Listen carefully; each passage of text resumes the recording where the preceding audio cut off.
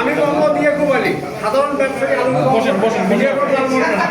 আমার বক্তব্য, আমাদের শোরুমের পশ্চিম পাশে মজিবুর রহমান, সে তার বাসা, সে সেখানে বসবাস করে এবং আমাদের যে শোরুম আছে সে শোরুমের জায়গা সে বলে যে 8 শতক জমি পাবো, কারণে অকারণে বেকায়দা ফেলে আমাদের কাছ থেকে এর আগে 10,000 টাকা সে চাঁদা নিয়েছে।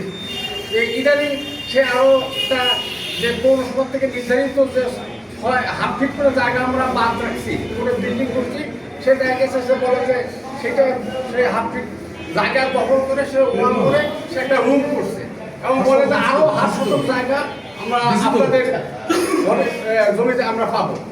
এইভাবে বিভিন্ন কারণে অকারণে দেখা যায় সে বেকায়দায় ফেলে সাধারণ ব্যবসায়ীদের কাছ থেকে চাঁদা দাবি করে এবং নানা রকম হয়রানি করে। আমরা ওই মজিবুরের হাত থেকে সাধারণ ব্যবসায়ী করে বাঁচতে চাই এবং এই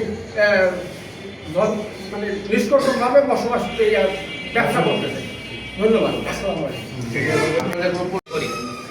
যাহার তারিখ খতিয়ান নং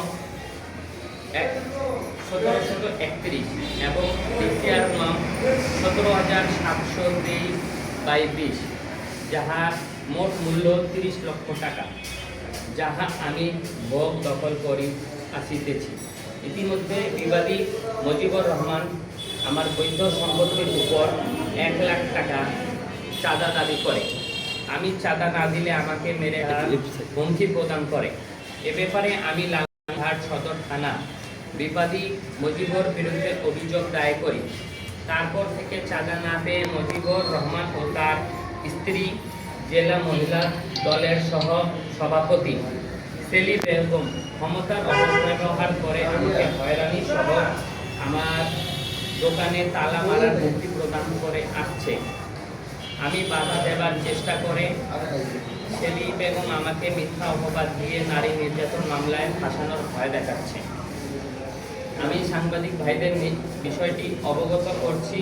আপনারা দেশ ও জাতির বিবেক, আপনাদের লেখনের মাধ্যমে সুষ্ঠু বিচার দাবি করছি। সেই সঙ্গে লালমনিরহাট জেলার সুযোগ্য পুলিশ সুপার মহোদয় ও সদর থানার অফিসার ইনচার্জ মহোদয়ের দৃষ্টি আকর্ষণ করছি। সাংবাদিক